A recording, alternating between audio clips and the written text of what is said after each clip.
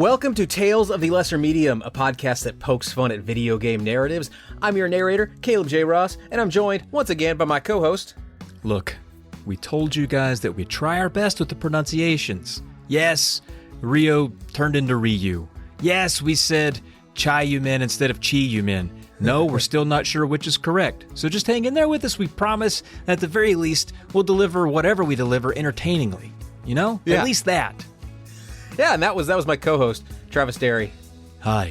Thank you for that. I think maybe we did pronounce Shenmue correctly, at least. I hope. I'm actually not really sure about that one, to be honest. But we'll get there.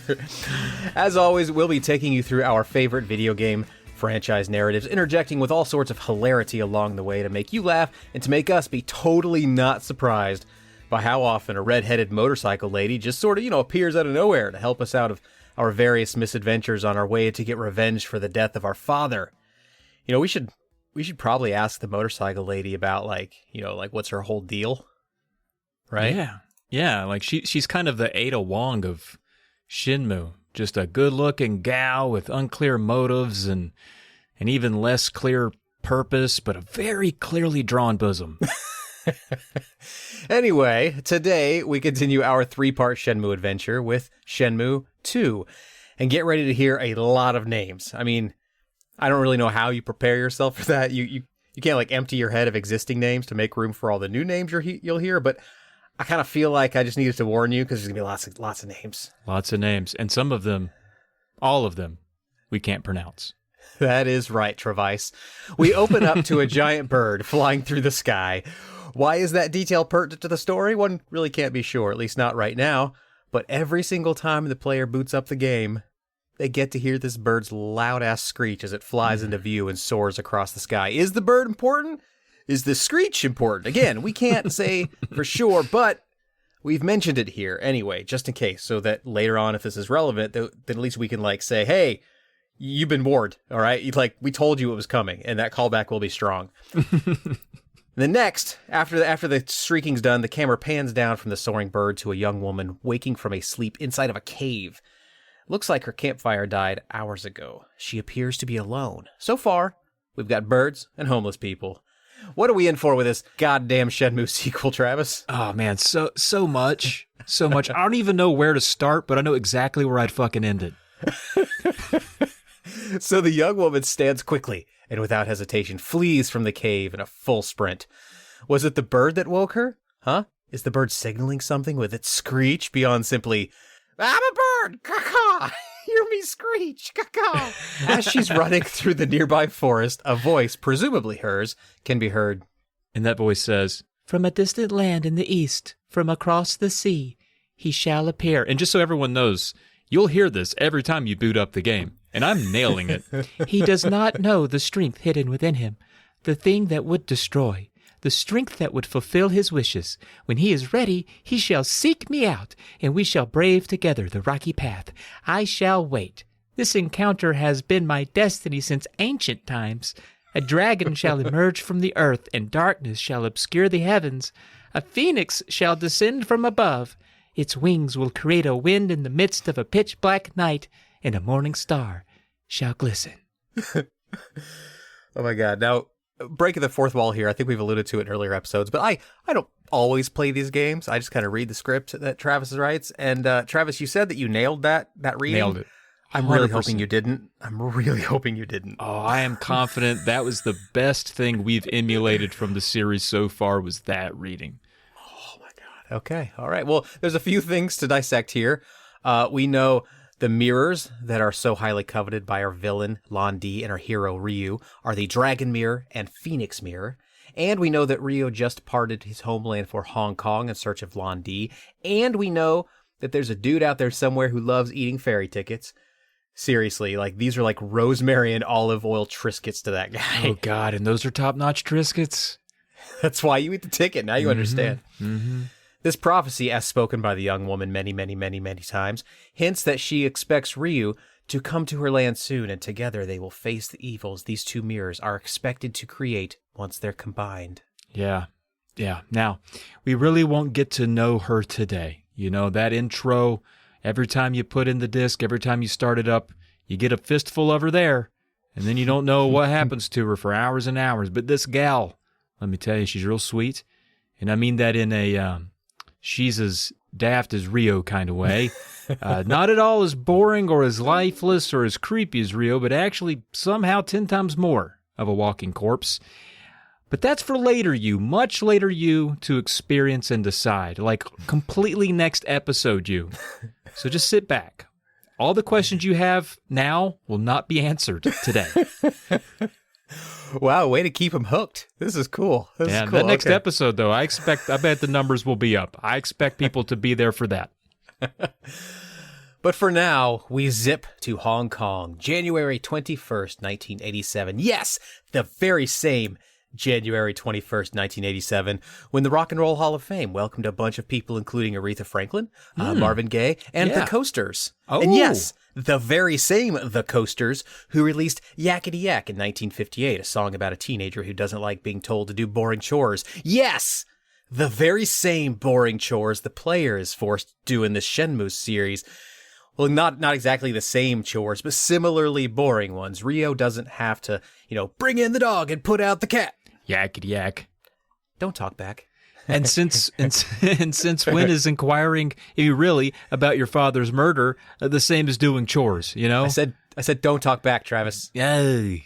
You may recall from our previous episode, the murder of Rio's father occurred on November 29th, 1986, less than 2 months earlier. Rio's amateur detective work has progressed slowly. Mostly because he and everyone else forgot to call the cops and report his father's murder. And that decision has netted very few answers about why his father was murdered. But his sleuthing has brought him to Hong Kong, where he knows Lan Di was sailing at the end of Shenmue 1. Will Rio find Lan Di in the densely populated city of Hong Kong, huh? A city he's never even visited, by the way? Can Rio defeat Lan Di without giving up his half of the mirror? Will I avenge my father? Let's find out.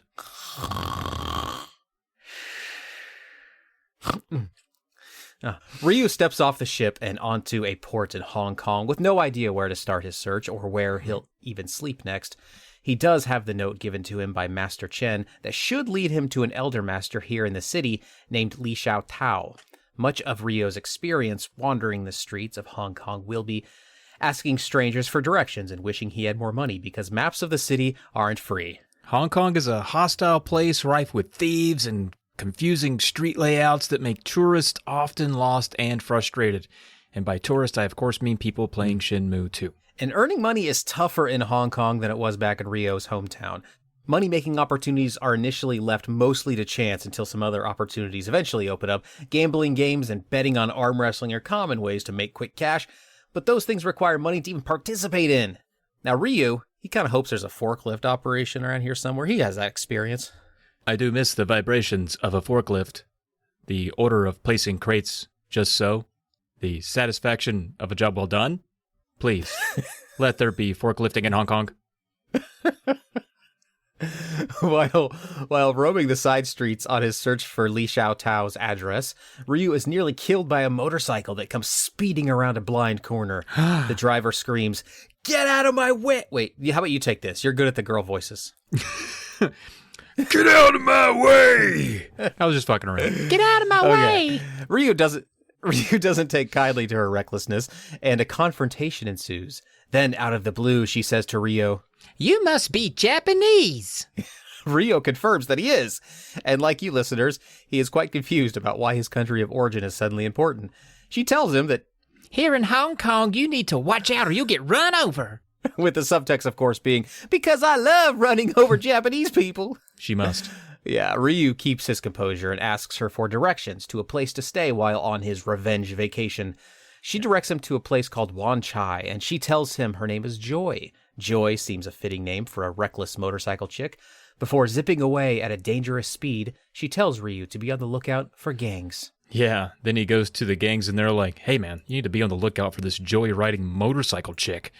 And it's also worth pointing out that even though she quickly called out Ryu for being Japanese, she is also clearly not native to Hong Kong. She's a white woman with hair dyed red and yellow. I mean, she's sticking out.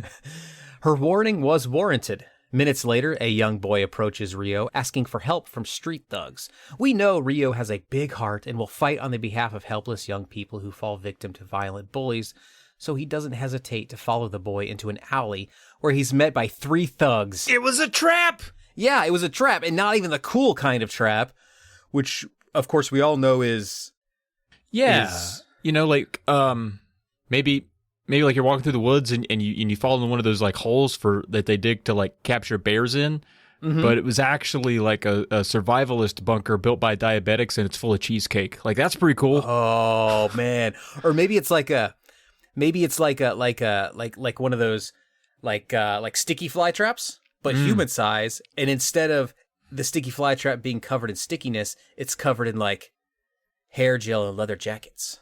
That's a cool trap, right? That's a cool trap. I was thinking of another cool trap, like maybe you're lured into a 3-way by 2 hot middle school librarians, and at least one of them is of your sexual preference. Like that's pretty cool. That's pretty cool. It is a cool trap, not an awesome trap, right? Yeah, it could be better. Yeah, exactly. So there's this one big fat thug. We're not in our make 'em ups anymore, listener. Okay, so there's one big fat thug with a boombox held up to his ear and 2 other smaller goons flanking him. Rio puts down his bag in order to fight, but then the little boy who asked for help grabs the bag and tosses it to the thugs, and everyone just scatters. Rio gives chase, but quickly loses them all. The thugs and the boy who duped him in the labyrinth of streets. Now, he has no money, no Phoenix Mirror, and no friends at all because, come on, nobody wants to be friends with a guy who can so easily get duped by a child, that nerd. Darn. I also had my leather cream in there so my jacket doesn't dry out in this Chinese heat. I love the question at the end of everything this episode. Man, also, part of the voice too is changing the pace. Say some words really fast and slow other ones down. Right. It's a bad source recording where like the tape itself is like kind of wobbly in some areas. Yeah, yep, that's perfect. You've been putting in the work on this character. I appreciate it, Travis. So does the listener, I'm sure. 70 hours with Rio, man. Oh God, in that case, you should be doing way better. Right. Rio should have known it was a trap, considering one of the thugs was occupying exactly half of his thugging arms with a boombox. Mm-hmm. No real thug would reduce thug capacity by such an absurd amount. Something is a little fishy here. Also, the boombox wasn't even playing music. The noise coming from it sounded more like fuzzy chanting, which kind of seems less thuggy and more, let me tell you about the Lordy. Either way, he should stay away, is my advice. So Ryu asks everyone back out on the street if they happen to spy a group of 4, including a little boy, come by with a bag recently. And no one has, nor do they give a single fuck about his situation. A short while later, Joy spots Ryu and rides up on her bike again to make fun of him for having his bag stolen by a kid. It turns out she knows this rascally kid and tells Rio where he usually hangs out, the park. See, kids, they like parks. It makes sense. Rio probably should have figured that one out himself, but he arrives at the park, spots the kid, and sprints at him angrily at full speed like a madman, thus scaring the kid into running away, and another chase ensues. And as you might expect, sprinting at a young boy Terry the Office linebacker style will cause them to flee for their life and upend your plans for revenge. Who knew, huh? Come back, kid. Would you like to wrestle? Oh, he's turning it on its head for that. Yeah, oh, wow. Ryu's learning too. Mm-hmm. And Rio certainly isn't gaining any favor from onlookers. That crazy man is chasing that, I'll assume, innocent child. I mean, he would of course. assume that. Yeah, he would. Chasing the boy leads Rio to a back alley hangout where the other 3 thugs from earlier are just chilling. Rio demands his bag back, but the thugs make him fight for it. So Rio exposes them to his finest back alley karate, and after nearly killing 2 of the thugs, the little boy becomes scared and begs Rio to stop killing his friends and promises to lead him to where he hid the bag. The mirror is there, thank goodness, but the money from the bag is all gone. And the boy admits that the thugs spent it all on gambling, and they spent it all very quickly, it would seem. So my guess is they didn't come out on top. I mean, it was like, how much you would have bet I could lose all of my money in 2 seconds? Ha ha! I win, so I lose. Damn. Double or nothing. They're not good gamblers, that's what I'm trying to say. They're not. No. To make it up to him, the boy gives Rio directions to a place he can stay for the night and says the owner of the place is so familiar with Hong Kong that he can point Rio to Li Xiaotao's address, no problemo. Oh, and directions around Hong Kong are as highly coveted as a pack of smokes in prison. If you can bribe someone for directions to anywhere, you're doing pretty good. And I gotta ask, why the fuck would Rio trust this kid? Right? Rio's like, you pinky swear that when I go to sleep tonight, in a place you are very familiar with, and I am not, that you won't murder me, even though the sample set of kids I've met so far, i.e. just you, are total shitheads. I know. He's so gullible. I guess when you're alone in a city, right? Man. That's the best time to be gullible, I guess, somehow. On his walk in that direction, Joy once again rides up on Rio on her motorcycle. Rio tries to give her the cold shoulder, already annoyed with her random encounter rate. He reveals to her that he has no money. She tells him that the place he was headed to, the place the kid directed him to, is closed for remodeling anyway, so even having money wouldn't have mattered. She points Rio instead to a local guest house room whose owner, she assures him, will offer a discount. She tells him to be ready at 8 a.m. the next morning, and she'll pick him up to go find work. Yeah, not sure why Joy zeroed in on Rio. I mean, other than the fact that he has a pretty sweet mullet and a sexy leather jacket, maybe I do understand. But without her, we'd be sleeping in the streets and performing sex acts for cash just to afford a map. So thanks, Joy, And also the map would surely just become a makeshift post-sex act napkin, rendering it pretty useless anyway. So I think it flakes off eventually. I don't know. I quit jizzing on maps a while back. Yeah, once you can hold the map like horizontally with two fingers, that's when you gotta you gotta break it up against a tree or something, really get that dust flying. Yeah, get those cum shards a flying. All right, the schedule for his afternoon in Hong Kong is still open, however. Needing to make some money fast, Rio finds work down the street at a Lucky Hit Stand, which is a gimmicky street game where players drop a ball from the top of a board with pins in it. There are a number of slots at the bottom where the ball will eventually land, some worth points, others not. Think Plinko from The Price is Right. Yeah. Rio has to facilitate the games for people who want to play, and he has to play the games against the customers and win in order to make money. It's all chance, it takes a long time, and it's not guaranteed income like that good old forklifting job was. Man, and I like to imagine Rio being interviewed in a documentary like further down the road in his later life, and he's like, forklifting was sure money. There were crates that lived in one place, and I gave them each a new home. Happy home. Lucky Hit was absolute and complete horseshit, mainly because no one really wanted to play it. And it's all chance. And you've got the Ken Burns still frame screenshots of him sort of fading in and out and sliding, like wiping across the screen as he talks. I can see it. Yeah. With time to spare that evening, his quest to find Li Xiaotao eventually leads him to some rundown apartments. He knocks on one of the doors of the apartments, and a mean, grumpy old woman answers. When asked about Li Xiaotao, she asks Rio what a punk like him would want with Li Xiaotao, then swears at him and shuts the door in his friggin' face, which is what an awesome friend would do. Right? I want a friend that will shut doors in dudes' faces for me. Trav, would you shut doors in dudes' faces for me? I would, and I have been for years. Nice. I don't know why dudes keep coming all the way out here for you, but I'm like, he's not here. Me giving all those window salespeople your address, which is weird because they're already at my address. Why did I pick a door-to-door salesman in this make 'em up? That was stupid of me. All right. Anyway, should have cold caller. Why didn't I say cold caller? Should have said that. I'm dumb. It's because I'm dumb. Another guy in the apartment complex tells Rio that Li Xiaotao no longer lives in the apartments and hints him toward a location called Man Mo.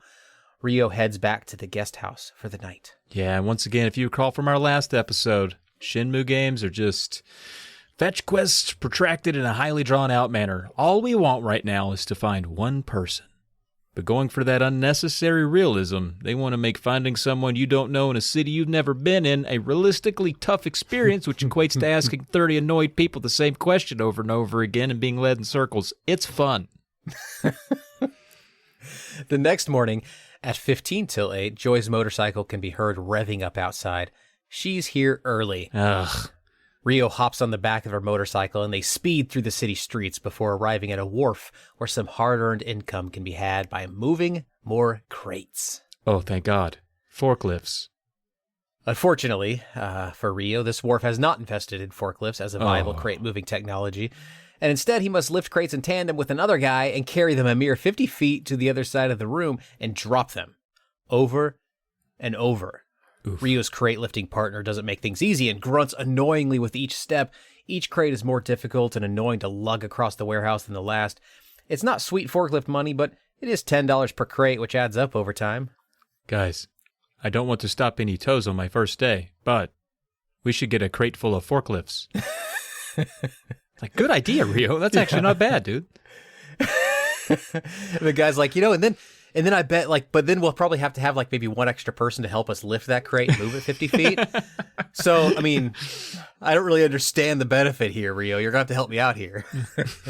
Rio makes his way to the Manmo Temple to continue his search for Li Xiao Tao, per what the guy at the apartment complex told him. The inside of the temple is mostly empty, save for one woman. When she turns to face him, Rio is struck by her beauty and hopes that she does not have cooties. Please, do not have cooties. He nervously introduces himself, telling her he's from Japan and has been told to meet with someone named Li Xiao Tao. Hello, I am Nervous Rio from Japan. I am supposed to meet Li Xiao Tao. I am thorough detective. She considers for a moment and then tells him she does not know a Li Xiao Tao and walks away. Ooh. Then another man in a white robe emerges from behind Rio and asks what Rio's business is at the temple, which seems like a rude thing to ask someone who visits a temple, but whatever. Yeah. You think you have the right to honor a god, huh? Typical self-entitled wooden crate mover, this guy. Right? God, typical. God. Rio hands him the letter from Master Chen, hoping that will explain enough on his behalf. The man says that the note won't be enough to meet Li Xiao Tao and that Rio must learn the 4 Wudu first. If he learns the 4 Wudu and masters the art, only then will he earn his meeting with Li Xiao Tao. It's like, dude, did you even read Master Chen's note? This is kind of an emergency, but you have Rio running around bugging old people about woo-woo? Yeah, Wudu. It's all right. Like you and I, Rio has no idea what a wudu is or where to find it, and he doesn't get any answers out of the man at the temple. I just hope this woo-woo doesn't have cooties. Hopefully we'll find out. So Rio does what I would do in this situation is I hit the streets, and I ask around. First, Rio finds a group of juggalos who try to teach him the lyrics to the Insane Clown Posse song Southwest Voodoo. But, that just doesn't feel right. So Ryu then subscribes to Hulu, but quickly recognizes he's getting a bit distracted. So he decides instead to just ask some people what voodoo could mean. He did get frustrated at one point and subbed a little boohoo. Back in the city, Ryo spies the beautiful woman he just met at the temple. Woohoo! He approaches and asks her why she was there, which again seems a little personal, but we can assume he just learned this behavior from the voodoo man. It's common around here. When in Hong Kong, do as the Hong Kongians do. It's like walking into church and being like, what the fuck are you people here? What's your deal? Seems weird. Yeah. Why you guys have your hands all clasped together like you're praying? What's going on with that? What's going on? Is everybody okay? Oh, that's weird. Something happened? You should get off your knees, man. That's not good for your knees. That's weird. She tells him she has a single wish and prays for it every day. It's a vague answer, but it, for some reason, satisfies Rio. Ah, that's cool. So what's a woo-woo? Woo-doo! Woo-doo. I think you know this, Travis. I think you know it's woo-doo. She tells him a woo-doo is something he has to learn on his own, and that he should go find other martial artists and ask them. Which seems counter to learning something on one's own, but again, whatever. So Rio heads off to the local park where he earlier saw an extremely old man practicing Tai Chi under a tree. That guy seemed martial artsy to Rio. This old guy, he must have a pocket of woo-woo. I will seek to ask him if I can have one of his woo-woo. At least you didn't ask if you have his hoo-hoo. I've heard people frown upon that. And once again, I think you know it's voodoo, okay? You know what? Just say it however you want. I don't care. At the park, the old man tells Rio to spar with him. Rio seems to take it easy at first. After all, this is an elder, a feeble old man. But the old man doesn't pull punches, literally, and within the first few seconds, he downs Rio flat on his ass in the middle of the park using, I assume, Tai Chi, which despite its association as that super slow thing old people do in nursing homes, must also involve how to kick ass. Sure. Rio, after counting his ribs and regaining his health, realizes this old man knows the shit out of some martial arts, and so finally gets around to asking the old man about the woo-doo. You almost had me saying woo-woo this time. Now I'm questioning myself, you bastard. The old man thinks for a moment and walks Rio over to a nearby tree and tells him, why don't you hit it a few times? Hit the tree a few times. So, if I hit the tree hard enough, some of the wood-woo will fall out? Whoa. God damn it. Not wood-woo. Not wood-woo. Woo-doo. Woo-doo. So Rio just whacks the tree a bunch with his palm, and leaves fall from the tree. That's pretty impressive, really, if you think about it. Unless we're in like fall season. Yeah, that maybe. kind of makes sense. Or it's a little tree. The old man tells him if it's just a tiny tree that he's strangling. It's a tiny little sapling tree. And he's like, "Fuck you, tree." The old man tells him if he covers the ground with leaves from his palm strikes, he will tell him about the voodoo. The old man, he even says voodoo funny. When you've covered the ground with leaves, I will tell you about the voodoo. Cover the ground? To know the voodoo, you need kung fu. That's some funny ways to say voodoo. Boy, isn't it. After beating up a tree in the park for over an hour, the old man, likely just beyond the climax of entertainment he could possibly experience from watching a boy fight a tree all afternoon, finally tells Rio about the voodoo. Turns out, voodoo are just words that symbolize a deeper meaning. So really just words, because that's what words That's do. what words are, right? Yeah. That's my bad on that scripting error. They're like words, but they mean things. Oh! The first voodoo is Galden, which means to discipline yourself in order to keep training every day without neglect. 1 voodoo down, 3 to go. The old man even gives Rio a lead for his next voodoo.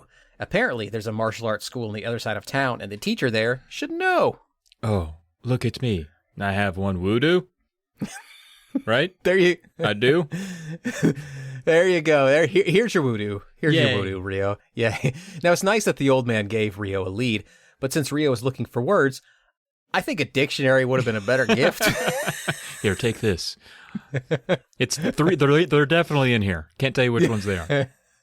I suggest, going to the W's. It's an English dictionary, which probably doesn't help you knowing Japanese and all, but we'll figure it out. This is a Miriam and Woodooster. That was dumb. Oh, that was great. Ryu heads over to the martial arts school and cuts straight to the chase and asks the leader there for the second voodoo. Yeah, it helps that Ryu learned, what a voodoo even was from the first guy. He's like, okay. Okay, I know I got to beat the fuck out of a tree, and you'll tell me a word. So where your trees at, old man? Teach a bitch. Where the trees is. This teacher is also an older man, just like the one who made us fight a tree in the park earlier, except this one has a better kept beard. Ooh, so that's how you know the wow. difference. Yeah. He explains to Rio that he can't actually tell in the second voodoo because not that long ago he ruined the life of one of his former students by doing just that. That sounds like his problem. Yeah. So, just interview Rio first. Hey, Rio, are you going to ruin your life after I tell you this? No. Good. Okay, here's the hint. Right. So, anyway, of course, this doesn't actually prevent the teacher from telling Rio the second voodoo. It's just that this old teacher wants something from Rio in return before he does. Yeah. Typical quid pro quo. Yeah. Quid pro quo. It's in there somewhere. I see what you're up to. A bit of self-serving here, old man. But, whatever. He tells Rio that there's a street performer downtown who performs martial arts stunts and is a former student. He even calls him his disciple. Like Judas? Yeah, so everything's gonna coming up roses is what's gonna happen. The teacher expelled the student from his school and feels mighty guilty about it now that the student has fallen into the wrong path. According to the teacher wants to reconnect with the student and asks Rio to help. And now Rio is kind of, mending relationships. He's kind of playing like a Dr. Phil character, which Dr. Phil Rio, I don't know if that's a character mashup we deserve, but I'm willing to try it here. Hello, your former teacher was it's just Forrest Gump. Former teacher wants you to go talk to him about the stuff you did before that you're doing now at the it's hard. Like Dr. Phil plus Rio is Forrest Gump. And he'd have his really stupid metaphors in there, like he'd be like, you can't go punching a tree and expecting leaves to fall. Or I guess in some situations you can do exactly that. That one's at least relevant. Like, Yeah, that one makes. This former student whom the teacher expelled spends his time in the entertainment district performing martial arts tricks for street change. When Ryo finds him, he sees that the young man is in fact in a bad way. He's asleep on the floor of a vacant mall. He appears dirty, disheveled, and in need. Ryo goes to introduce himself, but the young man leaps up quite suddenly and makes an announcement for people to gather round. He proclaims that Ryo, who he has never met before, as a reminder, is a martial artist from Japan, and then, pointing to a rock he has on the nearby table, promises Ryo will chop the rock into tiny bits with his bare hand. wow. The idea here, supposedly, is if Ryo is successful, then onlookers will put money into the young man's change pot, like he's his agent or something. Yeah. Despite being put on the spot, Ryo comes through, smashing the rock into pieces in front of the small crowd that gathers. A few folks lob coins into the pot before walking away. The young man is impressed with Ryo. I knew you were good, but not that good. Yeah, and it's not clear how this guy would have suspected Ryo was good at chopping rocks. I mean, he was wearing that cool jacket. Maybe I can see why. Yeah.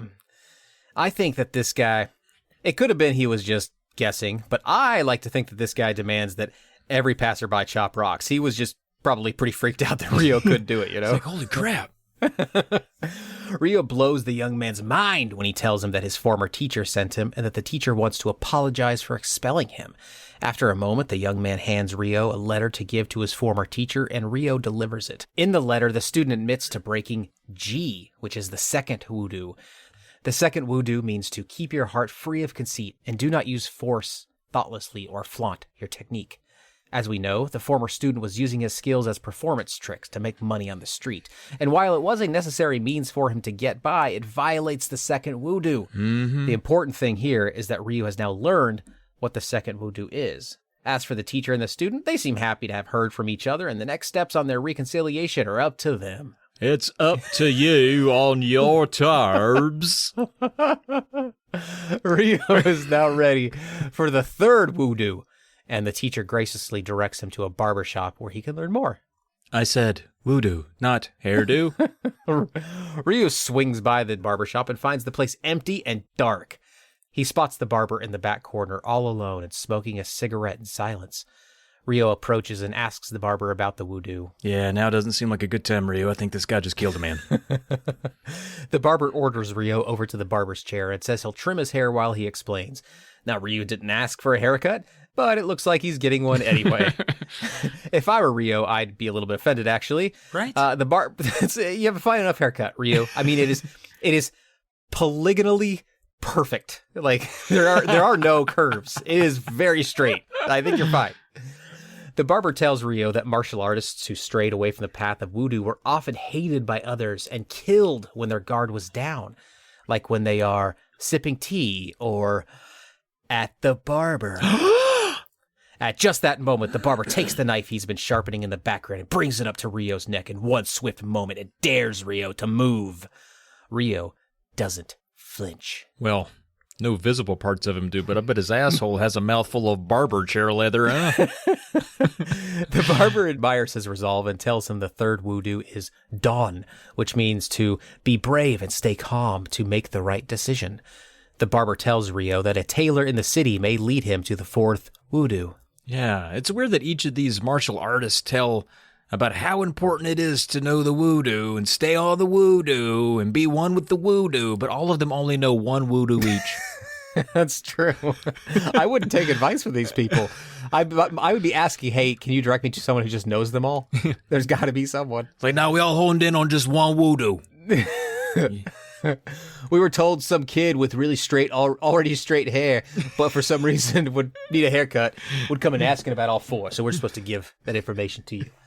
And Ryo seems to already be able to demonstrate all of these things, so he's not really learning anything. If I just spent my life jumping all the time, but I didn't know the word jump, I don't think some old barber dick gets to claim he taught me how to jump when he only taught me the word jump. Right? That's not how it works, man. Ryo visits the tailor, who then directs him to some apartments because a little grouchy old woman lives there who seems to know a fair amount of karate. Yeah, and she is, I don't know if you watch King of the Hill, but she is almost exactly Hank Hill's dad from that show. It is hilarious. When Rio arrives, a gang called the Land Sharks, not to be confused with Earthbound's gang simply known as the Sharks. Yeah. Listen to that episode. A little short little plug there. Anyway, the Land Sharks are surrounding the little grouchy old woman. So Rio throws down some moves and subdues all 8 Land Sharks with relative ease. Now saved from the hooligans, the little grouchy old woman sees that Rio is not one of the troublemakers and asks what he's after. Rio, of course, is after that goddamn 4th voodoo. Yeah. And the woman tells him that it's to, quote, act without hesitation to do what is right. Right, which is what she kind of just did. She didn't tell him to go talk to a man near a tree and fight a park bench to prove his worth. Mm-hmm. She gave him that 4th voodoo without a moment of hesitation. Mad respect. Yeah. And bonus, her whole floor already covered in leaves. So the next day, Rio heads to the Manmo temple and tells the man there he finally has the 4 voodoo so he can meet Li Xiao Tao. The man is impressed, but when Rio asks if he is Li Xiao Tao, the man demurs. He asks Rio if he plans to seek revenge, and Rio confirms that yes, he wants to seek revenge against Lan Di, the man who killed his father. Yes, I'd like a little bit of revenge and about $40 for rent. At this point, the beautiful woman he saw the other day at the temple enters the room and asks Rio directly if his father would approve of him straying from the moral path to seek revenge, which she says is no different than murder. Confused, Rio tells her he's not here to speak with her, and motioning to the man, he says he's here to talk to the master. Ooh. The man catches Rio off guard by telling him that the woman is in fact Li Xiao Tao, the master he was sent here to see by Master Chen. Awkward!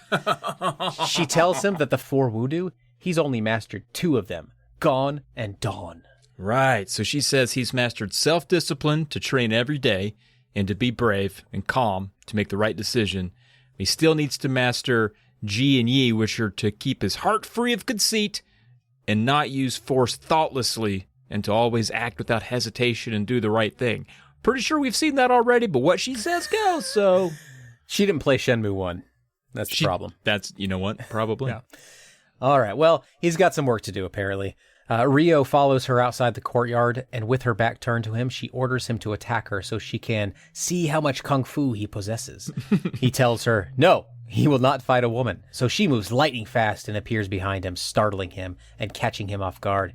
He agrees to fight, but cannot land a single hit. Li Xiao Tao is just too damn fast. Rio just punches and kicks at the air around her. She then takes him to the ground and tells him she could have easily killed him if this were a real fight. Yeah, you know what? And $100 says he's got a vicious boner right about now. One of those you get when you were like 15. It would nag at you so bad you try to thrust it out on a couch cushion just to get it to hush. Oh man, every time I wrestle an old woman, that's what happens. Well, she's not old. Oh yeah, this is the hot one. Yeah. Never mind then. She's hot even for like 2001 Xbox, dude. Sorry, it's not an old lady. It just doesn't do anything for me. She offers him a place to stay since he has nowhere else, and then leads him back to her place. She then leads him into her bedroom. Rio gets excited, but she makes him sleep on the sofa across the room. Nah, that's okay, though. Our boy, Rio, he raw dogged the shit out of that sofa, too. Man, her couch cushions never stood a chance. He was pin up. Man, the map and those couch cushions are going to share some war stories later on. The next day, she takes him to an ancient library and has him carry piles of precious ancient texts outside while they remodel or something. He has to be careful not to drop them, and it takes all day. And this is just the first day of many he has to do this shit. I would much rather forklift with cancer. And those forklifted boxes, guess what? Full of more cancer. Yeah, exactly. Rio grovels about it. But he's told by her assistant, the man from earlier Rio thought was Li Xiao Tao, that she has her reasons. I mean, yeah, I guess she's got a remodel or whatever. They're going to be fucking get it. Yeah, sure. Well, like other reasons too. Fast forward a bit. Rio has learned about a martial arts book he wants to read called the Wulin Shu. The book was written by the man who sent Rio's father a warning letter that Lan Di was coming for him, though it arrived too late. Yeah, remember the housekeeper gave it to him like days after Dad died. Yeah, so Rio wants to read the book for any clues to finding the author, Yonda Zhu. Yeah, and folks, remember that name, Zhu. It is important. Rio spies the book in a locked cabinet in the library where he's moving books. When he asks Li Xiaotao if he can read it, she tells him no, not yet, and instead makes him stand under a damn tree as it sheds its leaves and catch each falling leaf between his middle and forefinger without looking. Ugh. Now, supposedly this helps him with his voodoo or karate or lawn maintenance or what the fuck ever. After he masters the art of leaf catching without looking, she awards him with the key to the bookcase. Yeah, man, moving books and catching leaves, this is some disrespectful shit. I mean, granted, he was a bit disrespectful to her earlier, I get it, but man, True. my guy's, he's got a daddy to avenge. You know, you don't got time for this shit. Let's not make him do all your chores. Plus you have that butler guy. Come on. Right, yeah. Inside the book, he sees a name he recognizes, Sun Ming Zhao. That was the name Lan Di spoke of before murdering Ryo's father. A piece of paper falls out of the book that interests Ryo. It appears to be a cryptic clue that Ryo somehow surmises is his only chance of finding Yanda Zhu, the man who Ryo believes knows why his father had to die. Yeah, a lot of names. Let's do a little quick recap, shall we? Sun Ming Zhao is the name written in the book, perhaps also Landi's father. Landi's father was supposedly killed by Ryu's father, and Ryo wants to find the author of this book, Zhu, to get more information on all this. And also maybe to get an author signature. Those are fun. Right? Isn't that great? Yeah, that'd be cool. That'd be so, I need that'd you be to so sign. cute. You have a few. I need you to sign a couple of ones of yours. I'm going to sign him Yanda Zhou. That would be funny. I would enjoy it. Off Ryo goes with his cryptic paper to ask anyone and everyone who will hear him about what it could possibly mean, and unsurprisingly, most people can't help him and think he's weird for asking, because he is weird for asking, to be fair. Finally, after irritating dozens of citizens and being passed around the city to people who might know what the paper means, he eventually ends up back in front of the grouchy old woman who tells him that the piece of paper is a cup game riddle thingy. Huh. The circles on the paper correspond to a formation of cups that if others see it, say in a public place, like a cafe or restaurant, it will attract those who are friends of Yanda Zhu. The cups have to be in the right formation, because if they're not, he could carelessly make a pattern that incites a fight. Right? Which that's kind of weird, right? Like, you set out your cups in a restaurant, and guy walks up and he's like, whoa, whoa, man, hey, what the fuck, dude? I'm sorry. What appears to be the problem here? Dude, your fucking cups, dude. You know what that says. Yeah, it's just me, one guy with 7 empty cups hanging out at a table. Yeah, I know what it says. It says... we got 2 low, 1 high, 1 middle, 2 low, 1 high. You know that means fuck your mother. I can read. No, you've got to step to the left a little bit. That one that you said is high is actually a little bit lower than high. Oh, fuck your father then. Oh. Yeah, fuck my father. You're the guy? Oh, my dad's going to be so happy we met. He didn't think you'd show up. This is great. Oh, you're trying to get people to fuck your dad. Well, my dad's trying to get people to fuck him. I'm just helping out. Oh, cool. Like, okay. Yeah. All right. Oh, and by the way, one of these cups, I need a sample. My dad's very particular about what he gets drenched in later. Sure, you got a map? I can only climax with a map. This worked out for me. Yeah. Oh, that's gross. As a side story, we learned why Li Xiaotao is against Ryu being so vengeful. It turns out that as children, Li Xiaotao and her brother were orphaned after their parents were murdered. Her brother attempted to find who the murderer was and exact his revenge, but it's been years and she's not heard from him. She assumes he fell into the wrong path or is dead, which are not mutually exclusive. Both things could happen. Wrong paths, especially ones filled with spike traps and rabid wildlife, I mean, they can lead to death. Mm-hmm. She fears Ryo may also lose himself in his obsession for revenge. Oh, it's too late, lady. Yeah, so back to the cups. Ryo visits several tea shops, cafes, and restaurants, arranges 4 cups on the table just as the cryptic paper suggested, and waits. It is like a primitive, like, Kung Fu Tinder type of situation. Except when you swipe left, like, the people who work there get mad because they have to come clean up the tea. All the cups. Yeah. Finally, all of this fishing nets a bite. After sitting for hours one day in a restaurant with his cups, just so, a chef walks up with a note and says a patron from earlier asks him to give it to Ryo. It tells Ryo to meet him at the Come Over Guest House at 7 p.m. That feels like a sex trap. Something named Come Over Guest House might as well have the phone number 1-800-SEX-TRAP. Yeah, I don't think it's actually a guest house. I think the come over guest is like part of the appeal, and it's a house that lets you do that. That's my guess. While waiting in the lobby for over a half hour for the mystery person, the phone finally rings. The voice on the other end tells Rio to go to a nearby park to meet them. But when Rio shows up, instead of finding Zoo, he finds trouble. A group of thugs are there, and their boss orders them to attack Rio, who promptly kicks their asses and leaves them writhing on the ground. Yeah. He then approaches the leader, grabs him by the neck, and demands answers. Turns out these thugs have been looking for Zoo as well ever since he stopped turning up at their diner. They were on the lookout for him when they spotted Rio's sign, you know, the one made of cups. Yeah, why would they suspect Ryu had hurt Zoo if he's going around trying to summon him with cups? That didn't make any sense. Like, oh, you're looking for the same guy we're looking for? What'd you do to him? Like, what?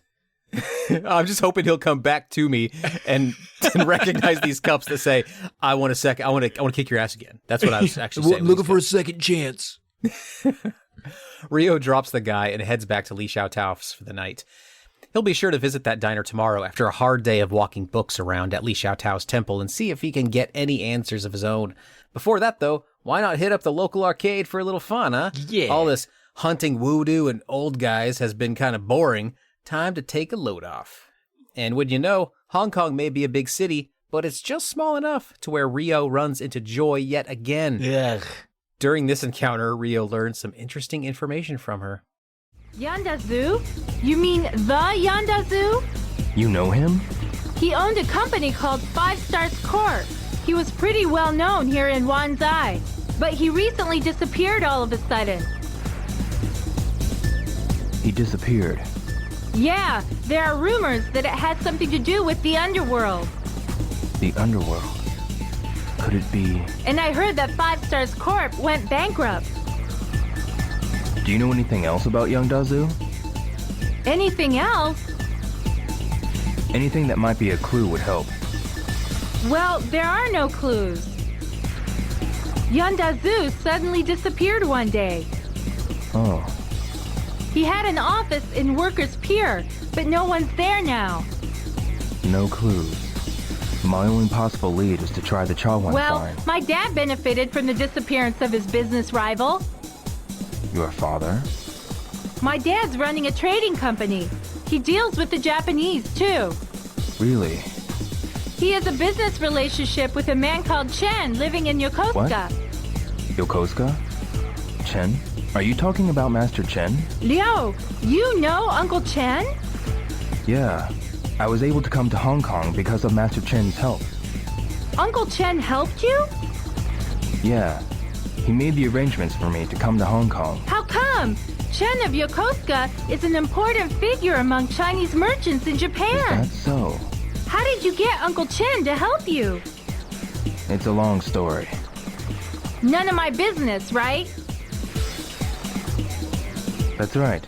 It has nothing to do with you. Fine. So we learn that Joy knows a bit about Zoo, but not where he is now. And she also knows Master Chin. Small world. And now it's back to luring strangers with cups. And once again, Rio nets a bite. Someone walks by, drops a note in his lap, and vanishes. The note says, "You have too many cups on your table, asshole." Also, under that it says, it tells Rio to go to a nearby diner later that night. Fast forward a few hours, Rio waits at a table inside the dark diner for the person to arrive, and eventually a man in a red suit enters. He tells Rio he worked for Zoo and asks why he's searching for him. Before Rio can answer, thugs burst through the door, recognize Rio, and a brawl ensues. Rio subdues all four in a matter of seconds, but in that time, the man in the red suit has disappeared. Oh no. Rio catches up to him in a back alley where he's being dragged away by more thugs. Rio kicks a whole bushel of various kung fu ass, but is nearly knocked out cold by a woman who appears behind him and just about smashes him over the head with a lead pipe. He realizes it just in time to stop her, and she flees. She seems out of place from the rest of the thugs, and we learn later her name is Yuan. So put that name in your pocket for later, listeners. Yuan. If you can fit any more names in your pocket, of course. Yeah, Yuan as in you on me are full of all these names. Boo. With all the limp and beaten thug ass scattered around the alley, Rio finds the man in the red suit and takes him back to the diner to talk. Yeah, and you know what? I might have picked a different spot personally. Like maybe not go back to the place where the man was just kidnapped from, but instead, like, I know a nice courtyard where I move books and fight trees all day. We can go there. That'd be a good place. Rio shows him Zoo's letter and tells him about his father being killed by Londi. The man in the red suit says his name is Zhang, and he doesn't know where Zoo is because Zoo is hiding from the Chiyu men, a Chinese cartel led by Londi. Yeah, and real quick recap from Shenmue 1, Chiyu is like the monster thing that could happen if the two mirrors are joined or whatever, and the Chiyu men are a scary gang of dudes led by Londi and that bald ticket-eating fucker that use the Chiyu as its symbol and really want some monster thing to come, I guess. So the Chiyu is the thing and the Chiyu men are the men. It makes sense. No, perfect sense. Zhang tells Rio that there is someone who may know where Zoo is, but he's dangerous. Rio doesn't give a fuck. If anyone is dangerous, it's Rio and probably Joy. Yeah, I think she's into heroin. The man Rio must seek is a man known as the Wren of Heavens. Yeah, and that sounds like a terrible name, and it is. But the guy's name is Wren, and his gang is called the Heavens, so therefore they call him Wren of Heavens, kind of like Caleb of Tails or Spanky of He-Man Woman Haters. Li Xiaotao tells Rio that seeking out Ren is way too dangerous and warns him further about his blind vengeance. He ignores her, and she basically tells him, I don't know, whatever, just do whatever you want. I don't care. What was that? I was just trying to help. Right. Yeah. Rio, it might be a good idea to listen to her since it would take her, I don't know, about 5 seconds to fucking snap you in half. If she thinks someone is dangerous, maybe you should take note, dude. Everyone around the city tells Rio that Ren is dangerous and will probably murder him right to death. Yeah. Now, that doesn't stop him from asking where Ren hangs out, and eventually he gets enough leads to find the Heavens gang chilling inside a warehouse down at the wharf. Yeah, literally chilling, too. I love these dudes. I would love to be in this gang because it's just 6 dudes chilling inside a warehouse full of boxes, old barrels, traffic cones, just sitting around, legs crossed, chatting freely. No activities, no TV, no beer, no visible weapons, no paraphernalia. Literally just a bunch of gang dudes minding their own gang-dang business and bothering no one, the way gang should be. Amen. Then Ryu busts through the door, which is notably not very secure given that this is the hideout of a dangerous gang, and the members, they immediately surround him. Ryu asks for Ren, and the gang laughs, thinking he must be joking. He repeats himself, and one tough guy takes offense that Ryo used Ren's name so lightly, and a kung fu brawl ensues. All right. It might be 6-on-1, but Ryu only needs 30 seconds to send every single gang member to the ground squirming in pain. They let the one with the least broken legs lead Ryo to Ren. Or at least Ryo thinks they are leading him to Ren. Yeah. Instead, they are leading him into a big trap. Oh, God damn it, Ryo. Open your eyes, man. Did you learn nothing from calling 1-800-SEX-TRAP and having your identity stolen on 3 separate occasions?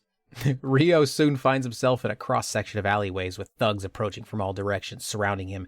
He even recognizes one of the thugs as the guy with the big boombox on his shoulder who was involved with the kid who stole his backpack when we first got to Hong Kong. Ryo sees the only way out is, well, through the crowd, and so another kung fu brawl session ensures. And shows another kung fu session ensures. I don't do 2 takes. Everybody was kung fu fighting.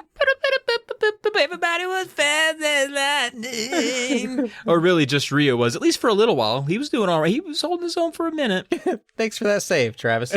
And this is one hell of a tough fight for Ryo. No one has really posed a threat to him until now, even 6 gang members at once. But now with 30, things don't go so well. Ryo fights valiantly, but eventually blacks out from the barrage of attacks and wakes up on a boat docked at a wharf. A familiar young boy stands over him. That's right, it's the boy who stole Ryo's bag with all his money and the Phoenix mirror in it. He introduces himself. Meet Wong. Oh, hi, Wong. You know, I just imagine Ryo waking up with a splitting headache and seeing a boy sitting eagerly across from him and just thinking, God damn, I do not want to wrestle. Please stop. The boy isn't soliciting any wrestle time from Ryo, but instead seems keen on helping him, perhaps as payback for stealing from him. I don't know. He gives Ryo his members only lighter of the Heavens gang and tells him that if he shows this, they will let him in to see Ren. Yeah, which is wild considering most of the gang was on hand to beat the hell out of him. I'm sure they'd recognize his face by now, so I don't know that showing them a lighter is going to help things. And weirdly, I'm realizing, he got beaten down by like 30 dudes in a back alley. Pretty bad. No visible wounds. I guess all body blows. Yeah, that's why they won't recognize him. They will assume he, of course, had visible wounds. That must be his brother. Now armed with a handy lighter, Rio is able to access the area of the wharf guarded by the Heaven's Gang to get to this Ren guy. His final challenge is to once again square off against big old boombox guy and his 2 flanking goons, who are wasting time in a junkyard listening to rap music and nodding to themselves. Rio walks up and pushes stop on their boombox, an affront that we can't believe didn't get him straight up murdered. Right? Instead, Rio tells them he has no beef with them and wants to see Ren. They tell him he can see Ren, but he'll need $500 first. So he goes to get a job. God damn it, it's easier to meet the fucking president than this Ren guy. And unfortunately, he is not getting a forklift job, but after running the gambling circuit for a few days and carrying small crates from one end of the room to the other, he finally nets the necessary funds to meet Ren. Rio shows back up with a wad of bills and demands to see Ren once again. And it's weird that this wasn't a trap. They know he has $500. He is outnumbered. Sounds like a pretty good grift to me, but no, they're honest this time. Boombox Thug and his goons reluctantly lead Rio to a warehouse where Ren is, and we finally meet this dangerous no-gooder. Yeah, this very dangerous no-gooder dressed as a pirate who is apparently also aspiring to be a Chip and Dale dancer.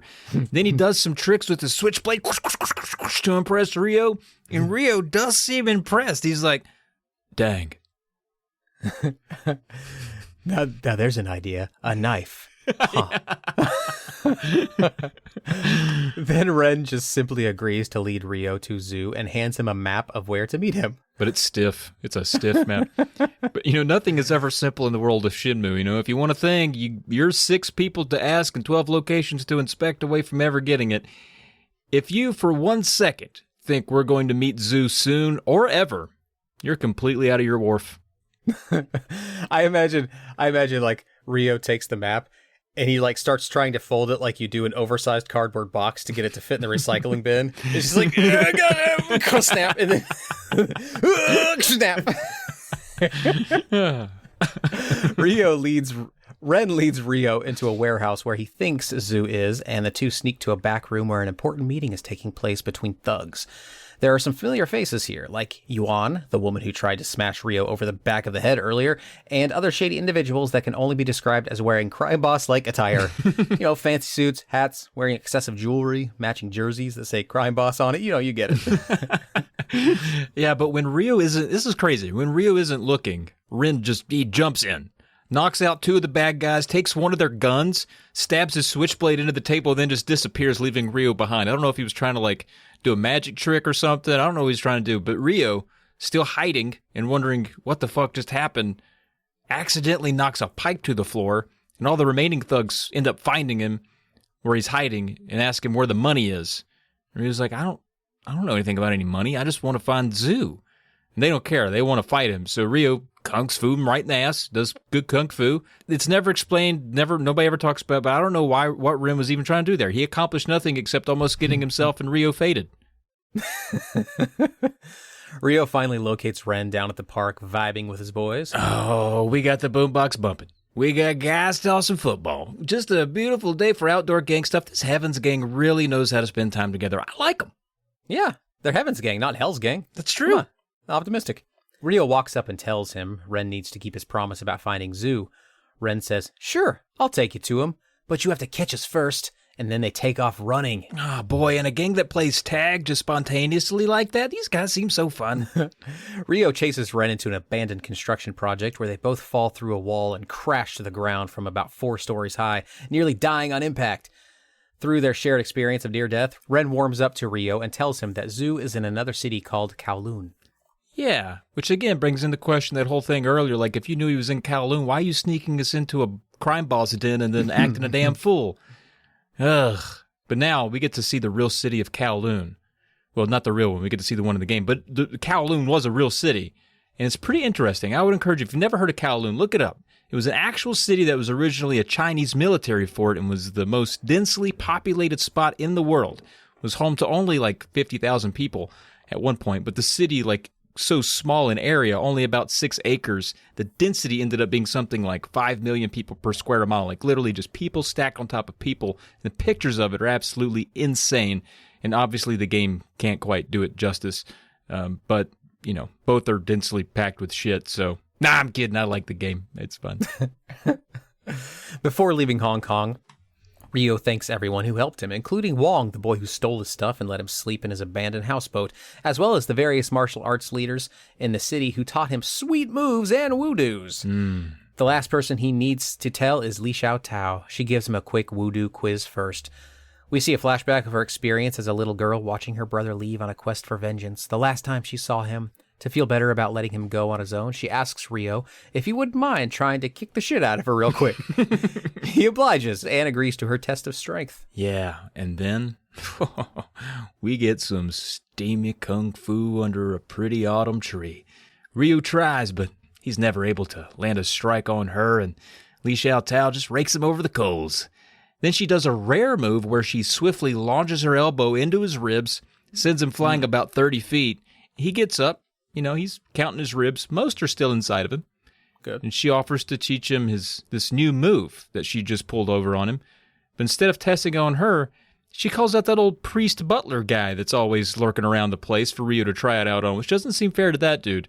The old priest, he's probably in the back doing dishes or something. He comes out here for, you know, Li Xiao Tao's request. He's like, you know, oh yeah, sure, you know, just a quick spar, whatever you need, Li Xiao Tao, at your service. And from the moment of go, Ryu pulls off this move, shoves his elbow so far, and this old man's ribs, his spine made a fully formed capital letter Z, dude.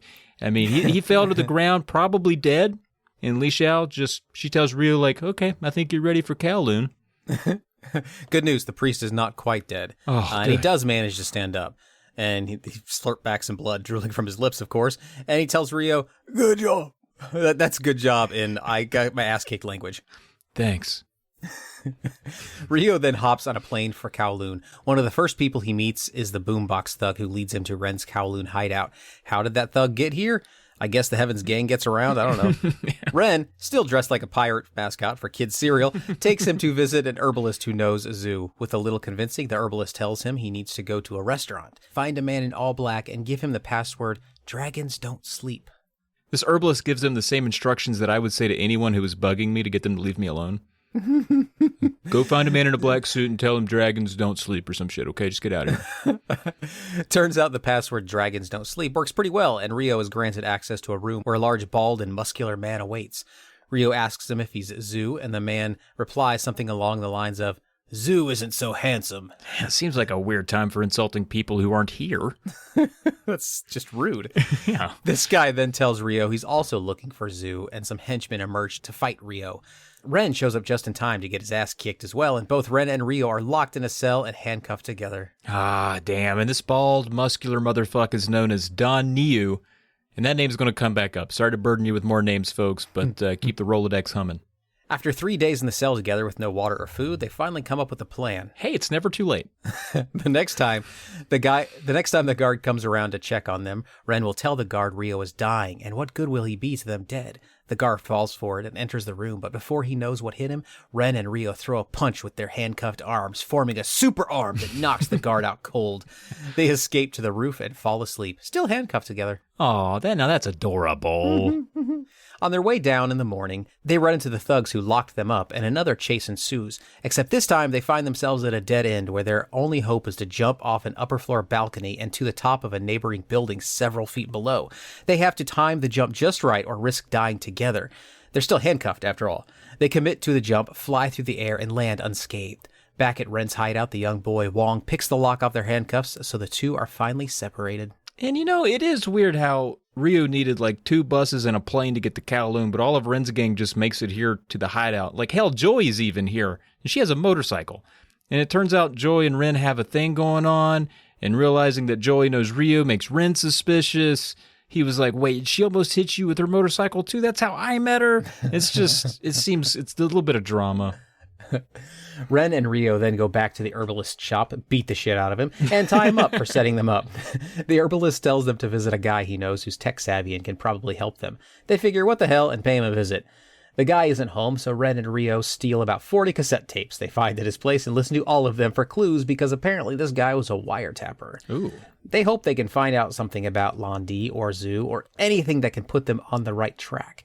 Eventually, Rio hears people talking about him on the tape, and they refer to him as the, quote, guy from Japan. Damn. They also find out that Yuan has gotten to Zhu's associate and kidnapped him. They head out to find Yuan. Yeah, in playing the game, the tape scene that you have to listen to for clues, about 19 hours too long and boring as hell. It's more boring than Rio reading a phone book out loud, if you could imagine that. I cannot and I will not. Ryu makes his way around Kowloon asking about Yuan. The breadcrumbs lead from person to person and even through an orphanage where a bunch of kids are useless at answering his questions. Damn kids. God. His one lead is that Yuan owns a talking bird, so Ryu has to interrogate all of the pet shops in the city to see if they know of her. Yeah, and it's also wild in Shenmue. People are described by their clothes, yet several days will pass. Like, everyone only has a single outfit. Yuan has a black vest, red shirt, leopard print pants. Every day Ryu wears his ugly brown leather jacket, and every day Ren is dressed like he works for a carnival cruise and does heroin. They catch up to Yuan and follow her on a strange jaunt through the city where she shops for knives, buys tea, orders parts for her refrigerator, and admires a street peddler's frog collection before eventually leading them back to her apartment. Ren and Rio flip a coin for who would bust down the door, and it's decided that Rio must do it. Rio knocks on the door, and when Yuan cracks it open to answer, he kicks the door in and knocks Yuan out on the floor. Yeah. They find Zhu's associate tied up in the back, but before they can get the man out, the big bald thug Don Niu is heard stomping down the hall toward them. Ryu and Ren hide, and when the big bastard looks for them inside a closet, they sneak behind and push him inside and lock the door. Got him. They then get the tied-up hostage to safety, and he tells them where Zhu is, or at least where he thinks he is. Yeah, it's not like Zhu gets around fast. Apparently he's like 90 years old and in a wheelchair, but he's harder to pin down than El Chapo. Rio heads to the location where Zhu supposedly is, an abandoned building with wooden planks serving as dangerous walkways over massive chasms. Yeah, I guess this guy's wheelchair was made by Inspector Gadget. Rio finally reaches the 10th floor where Zhu is said to be, and there runs into Ren. How'd he get up here? When asked how he managed to get up to the 10th floor, Ren says he talked to a guy outside who gave him a key for the elevator. Son of a bitch. Ren and Rio step inside, and guess what? Zhu is really here. Finally! Yeah. Inside Zhu's study, Rio introduces himself as Ryo Hazuki. Hazuki, Zhu says with familiarity. Are you Iwao's? But before he can finish, Yuan enters the room along with a couple of thugs and the big Don Niu. Ren decides to run for his life and leaps out the 10th floor window with little caution. Rio doesn't want to leave Zhu, but is ultimately punched so hard by Don Niu that he falls backwards out of the window too, leaving Zhu to fend for himself. We were so close. As you guessed, the fall doesn't kill Rio. Instead, he lands on an awning a few floors down on a neighborhood rooftop. He finds himself surrounded by more karate thugs, and Ren is nowhere in sight. Don Niu hops down to join in on the action, so Ryu has his work cut out for him. Yeah, and Ryu, he karates his ass off, but is ultimately outdone by the big dude. It's looking grim. But then, some sexy legs enter the frame, and these legs are unmistakable. The camera doesn't pan up to show her face, but we know who it is. Li Xiao Tao. And she quickly gets rid of the big guy and his henchmen. It's so hot. Ryu then wakes up in a chapel where he's been cared for by Li Xiao Tao. She tells him she fears he will fall on the evil path like she thinks her brother did with his own quest for vengeance. She tells him how her and her brother were raised in the chapel he currently heals in because her parents were murdered. She misses her brother and wishes he had put himself first and left his grudge behind. She then tells him Zhu was taken hostage by Yuan and the gang. Yeah, and Ryo responds with, "Oh shit, they have Zhu?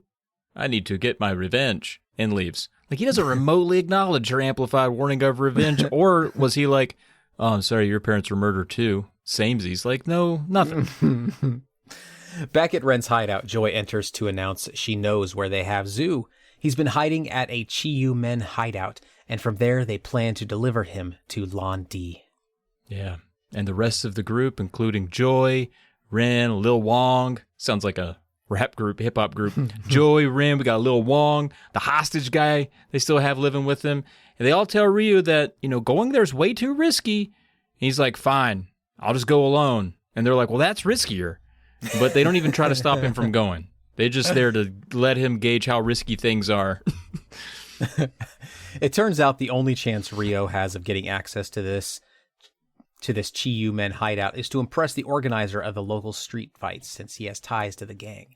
So Ryo walks around the town, signing up for fights and smashing ass kung fu style, one contestant at a time. Yeah, he takes on all kinds of street fighters too, every type, from muscular guys dressed as pirates, not Ren by the way, old guys likely too old to fight, and young acrobatic fighters who brag they can leap higher than monkeys, which I didn't even know monkeys could leap high, but that's what they say. And then Ryo destroys them all. And then finally a dude in a red vest comes up and whispers to Ryo, he's like, meet me at Dragon Street at sundown. And we can only hope the secret invitation involves just more street fights and nothing too weird.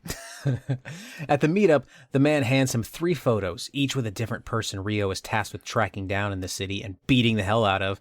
So he does that. Yeah, he roams from street fight location to street fight location, holding up photos, looking at the people there, squinting to ensure it's the same person, and then promptly unloading a heap and glop of karate on their ass. Easy peasy. But never once wondering if these are just innocent lives he's destroying. You know, revenge makes a man blind. In the second of the 3 fights, Ren loses all his money because he bet against Ryo. Now, to be fair, the guy he was fighting looked like he was at least the assistant regional manager of a biker gang, okay? Big guy, big guy. His third fight is against a woman dressed as a cowgirl, and they fight on the upper floor of a dilapidated building where the edges of the arena are just large drops to the bottom. Instant death if they go that way. Ryo overwhelms her with his kung fu superiority and has her dangling off the ledge while the crowd encourages him to finish her. But, to her astonishment, he helps her back up. Once again, the man in the red vest approaches Ryo and tells him to meet him at the Dragon Street at sundown. Which at this point just sounds like we're setting you up for a bad joke. This whole game kind of feels like a bad joke. That night at the meetup, the red-vested man leads Ryo to a sewer beneath the Yellowhead building where the Chi-Yu men congregate and tells him the executives are waiting for him just ahead. Sensing a trap, Ren steps out of the shadows and gut punches the man and disposes of him. Thank God, no more being led around by that little weirdo. And finally, someone sent some traps. Then Wong, the thieving and lock-picking kid, shows up and tells them he heard Zhu is being held above on the 17th floor, which is a convenient thing for him to know, and we wish he had told us that a few hours ago, before we got sent over to every herbalist, street fight, and gang leader in town. For now, Ryo and Ren will need to find their way up to the 17th floor in a building littered with Chi-Yu men guards. Yes, the 17th floor. 17th floor, not that far up, just 17th floor. And then after hours of sneaking around this apartment complex, beating up guards, running from thugs, beating up thugs, running from guards, balancing themselves over precarious beams placed across giant chasms in the floor and thwarting both the big muscular Don Neo again and also Yuan, who comes at them now in the middle of an apartment complex with a fucking chainsaw, they finally make their way to the 8th floor. Oh God. Well, let's see if my math is correct. Carry the one almost halfway, I think, right? Yeah. Okay, well, that's good news. Here, Ryo squares off against Yuan, who vows to set down her chainsaw for a fair fight. Now, it's not very fair, though, because Ryo brought his legs. Ryo kicks her into an elevator. Ren quickly handcuffs her to a handrail and then kicks trash on her after she tells them Zhu is on the 40th floor. Oh, goddamn, the 40th floor? More fucking floors. Yeah. It's not that easy, though. See, the elevators around here are all screwy, and as Ringo Starr once said, you gotta get up to get down. So they need to elevator surf until they locate the one that can take them to the floor they need. Ren hangs back to fight more dudes and tells Ryo to go on. They'll meet up later. Yeah. In the meantime, more kung fucking fu. Every time Ryo tries to get on or off an elevator, he's confronted by more baddies.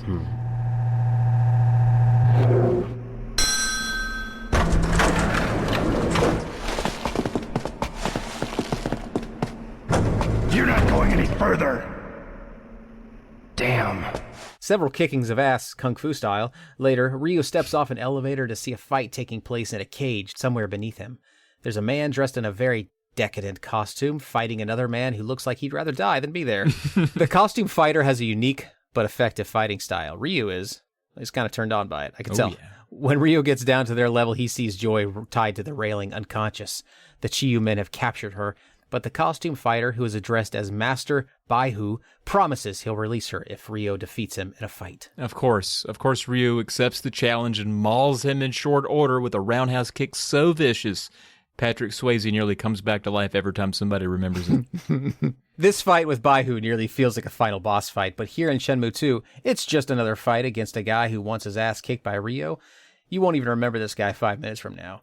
After sending Baihu skidding on his ass across the cage, Ryo collects Joy and heads up to the 40th floor. She tells him that Chiyumen also captured the kid, Wong. Oh no, how did Joy get up here, you ask? Well, apparently, Wong picked a lock on a fence somewhere and used a secret elevator. This fucking kid. You know, he could have made this game 10 hours shorter if he'd help out a little more. And even shorter than that if he wouldn't have stolen your bag in the first place.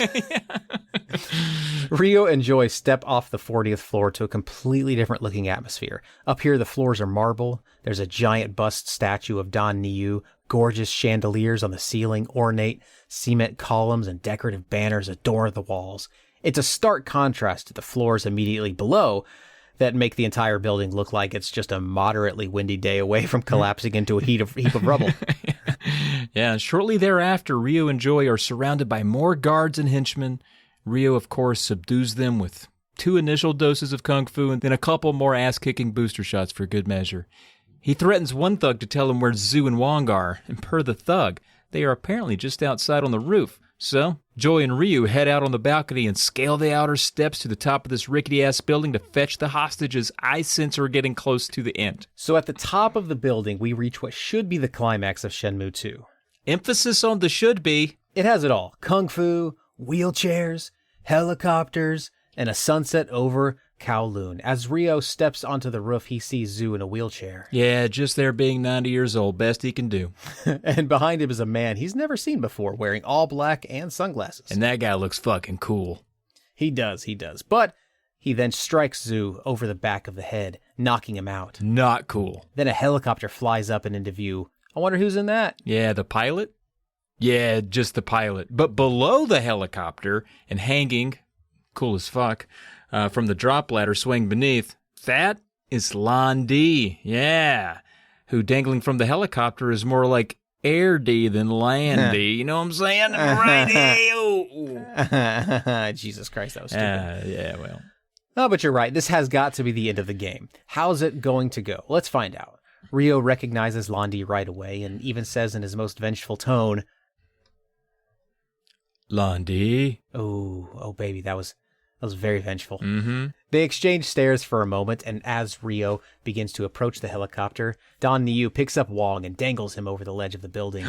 Ryu has to make a choice, save Wong or go after Lan Di and try to catch the ladder before the helicopter flies too high to reach. Man, and as bad as I want Shenmue to end here already in just the second episode, not even the game, I want the whole series to end right here. I think the choice is pretty obvious to save the kid. You know, I'll probably regret that next episode and wish he'd just, grabbed the goddamn ladder and killed Landy or Londi or whatever. Roll credits. That'd be great, but he saves Wong. Boo. So yeah, Ryo saves the kid. Ren runs over and punches out the man in the sunglasses who knocked out Zhu, and Don Niu just stands there, fat and out of breath. Landi's chopper flies further up, and Ryo decides to take his aggression out on Don Niu, who could clearly go for a Cinnabon right about now, but instead gets his big-ass kung fu fucked into submission by Ryo's glorious kicks to his bloated-ass face. Yeah, it's pretty awesome. And you'd think, okay, so Landi got away. All right, makes sense. There's going to be a Shenmue 3. We can fight him there in the trilogy finale, no problem, fine. But surely, this fight here against Don Niu, the ever-present threat in the later half of the game, this has got to be the climax. You're fighting him on a rooftop as Zhu, Wong, Joy, and Rin look on and encourage you. This is it. This is it. Yep, this is it. This is it for having fun anyway. Oh. And if you were jazzed about seeing the credits roll after this fight, then you just got severely blueballed because we still have a ways to go. Yeah, Landi flies away in his helicopter while staring down at Ryu. Once again, I'm not pro-gun, but if anyone had one here, we could have wrapped this thing up pretty quickly. And as it stands now, it's really difficult to kung fu your enemy from 100 yards out and in a moving target. So, can't do anything. Back at Ren's hideout, Ryo has a conversation with Zhu, who tells him that Landi's real name is Sun Ming Long. Sun Ming Long. That should sound familiar. I mean, Li Xiaotao's brother is Zaiming. Could it be the same guy? Sunming Long should also sound familiar to astute listeners of Episode 1, as Sunming Zhao was the name of the man Rio's dad is accused of killing. As surnames come first in Chinese naming, Sunming Long is the son of Sunming Zhao. Zhu confirms what Lan Di said long ago. Rio's dad killed Lan Di's father. Great detective work, Rio. We already knew that. It's finally spelled out here, but goddamn if we knew that. But if Lan Di and Li Xiaotao end up being siblings, which was kind of hinted earlier in the game and never confirmed here, I gotta say, that little wrinkle almost makes this whole sidestep worth it. Yeah, I mean, that is if the game were to end here, right? But it doesn't. Yeah. No, it doesn't, no. Zhu also reveals to Ryu that the two mirrors together form a map that leads to a treasure kept in a place called Gwilin. Yeah. Oh, so not giant gaping plot hole ass dragon monsters like last time. Now it's treasure. It's treasure, Okay. Yep. All right. Gwilin is where Ryu and Landi's fathers trained when they were young. This is also where Landi is headed now, according to Zhu. We'll just assume Zhu overheard Landi discuss his travel plans while he was being held hostage, as you do. Yeah. Okay, then. Well, in Shenmue 3, we'll be off to Gwilin. All right, wrap it up here. Now you wish. We're going right now. Punch a ticket. We're going right now. We're going to end this game on an exciting expedition to rural Chinese countryside. Just when you thought the friggin' hot pot was boiling in this one, it's going to get even hotter. You'll see, folks. More fun to come. well, we'll see. We'll see. Yeah. Rio waves goodbye to Ren, Wong, and Joy and leaves Kowloon. Rio then heads over to Li Xiaotao's place as she's out in her courtyard under the moonlight having herself a time, doing some really amazing and, dare we say, monumentally sexy shadow kung fu in the dark all by her lonesome. She even starts doing one move that's so sexy. Rio stops to ask her what it is, catching her off guard and thus risking his own life with her potential for lethal reactivity. She has her butler priest guy bring Rio a scroll that teaches him the move. Yeah.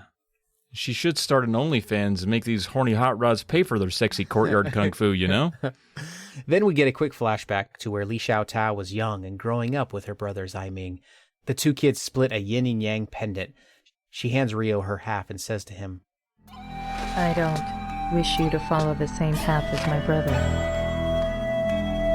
Striking with hatred and eventually destroying yourself. I don't want you to follow such a path.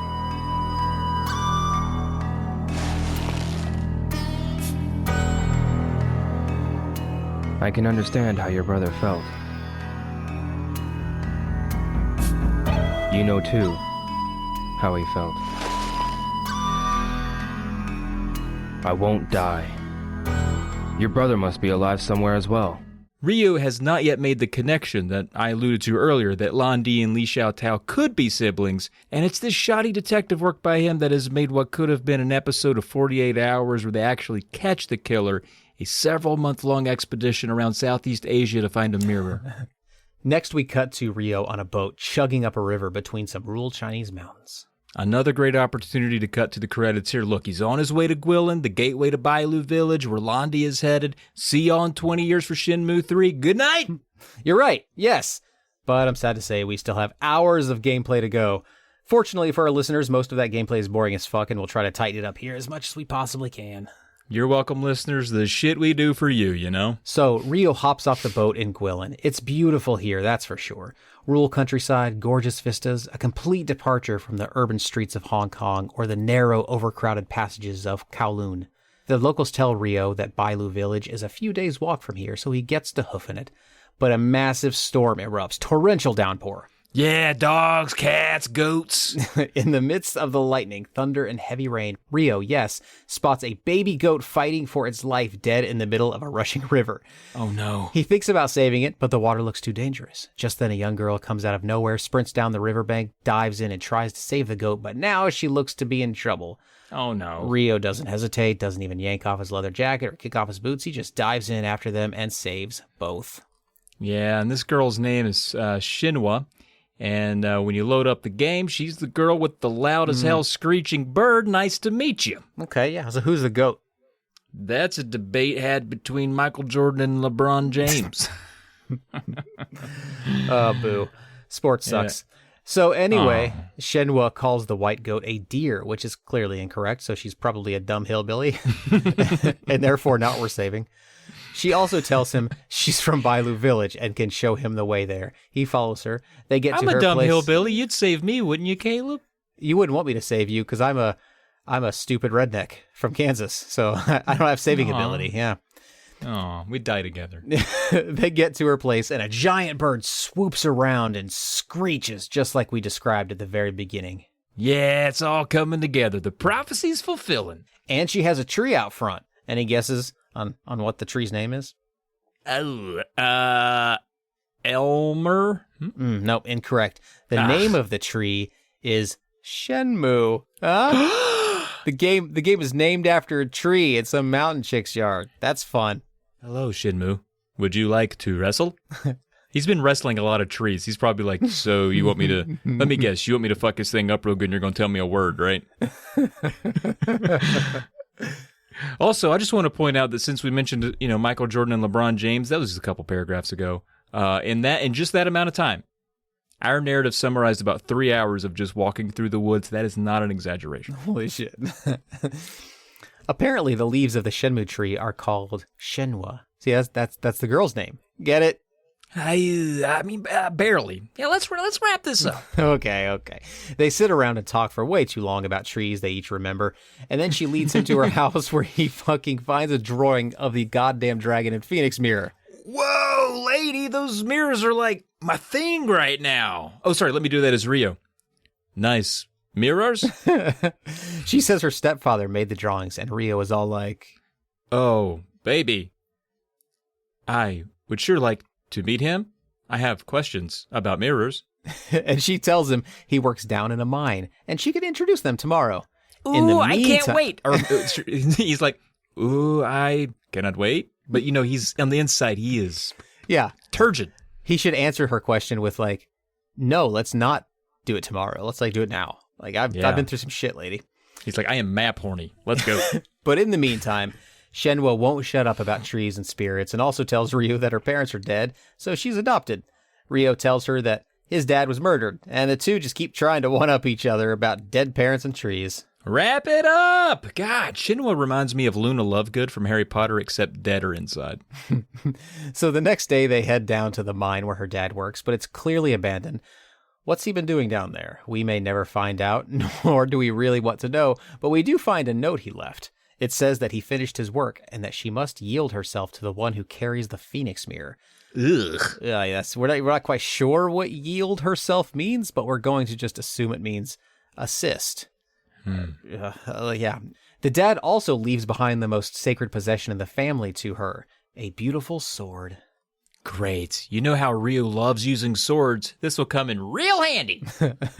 It's the Sword of 7 Stars, and elsewhere in the room is a slot where they can stick it, much like Ryo found the sword slot in his dad's dojo that led him to the secret bunker that had 0 amounts of porn. Oh, the no porno bunker, infamous. Yeah, that's the worst bunker. Do these folks know that swords are not just keys?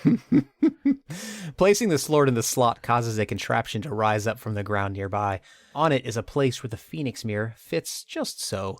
Ryo places it there, and a laser shoots out and reflects onto the sword, causing all kinds of Indiana Jones shit to go down. Fire spread along cables that light torches and reveal a wall where enlarged versions of the Phoenix and Dragon Mirror are engraved. Wow, and hey, you remember that poem I uttered earlier and fucking nailed? Like in the very beginning of the episode? This is when Shenhua utters said poem that even now, several hours later, both in recording time and playing a video game time, several characters later, several story beats later, several cities later, still makes very little sense.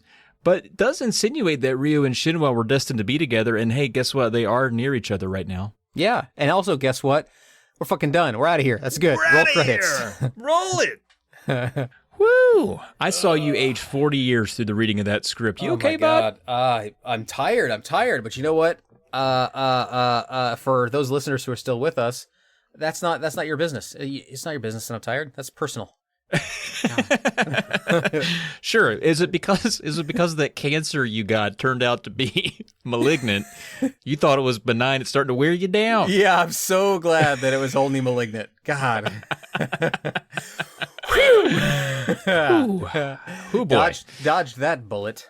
No, Sure did. I mean, which of course means in my language that I got hit by a bullet. That's Took why I that need bullet. to go to the hospital. took that malignant cancer bullet. Nah, just so people are very clear, Caleb, as far as we know, doesn't have a malignant form of cancer. That's true. But yeah, that's a long one. Shenmue 2 is infamous for many reasons. One, it kind of leads the story nowhere other than just to a different city. You do at least meet Shenhua and learn what a Shenmue is, which is nice. You do get to see Landi, and you get to walk through the woods for about 3 hours at the very end. It's the ending is quite infamous. There's some fire and lasers and shit, and that's like new for the series, right? So Yeah. You know what I think? I wonder if like they made that boot up screen with her reading the prophecy, and they were like, whatever we do, we have to end with this. And they wrote too much getting there. And they're like, damn, we're never going to get to the prophecy part. Like, they just didn't want to change the intro. yeah, and that's also why they repeat the intro every single time you turn it on. They are in love with that intro. They really are. I don't know what that voice actor had on them, but she got her time. But yeah, I think that's going to wrap us up. We'll be back next time. We got Shenmue 3. I promise Shenmue 3 is much better narratively in terms of moving the story forward and having some action. It's actually pretty fun. But until then, that's going to conclude this one. Be sure to subscribe. Stay tuned for our next episode coming soon on Shenmue 3. It'll drop right in your doodad next week. Yeah, and if you would be so kind to rate and review us on Apple, iTunes, on Spotify, on any of those places that allow reviews, please do so. And you can also reach out to us on Twitter if you would like to ask questions, talk with us, engage with us. The show handle is @TalesLesser. I am @Caleb J. Ross, and Travis over there is @TravPlaysGames. And you can also head over to Reddit and go to r/Polymedia, and you can talk to us and everyone else. You know, podcasts don't really have good comment sections, and we're kind of using Reddit as the answer to that. That's right. Please check that out. You can also send us an angry email about all of the pronunciations we got incorrect at polykillpodcast@gmail.com. Just make sure in the subject line you title it pronunciation, so we'll know to delete that one right away. We'll also accept any other fun emails you have about your memories with this game or any fun anecdotes. You can also head over to polymedianetwork.com. We got a whole slew of other shows that you can check out, centered on gaming, music, movies, whatever you want. And we'd also like to shout out Brad Sucks. He's got some new music coming out right now for our intro and outro theme. So check out Brad Sucks. He does not, in fact, suck. And thank you for listening. And the tale has been told.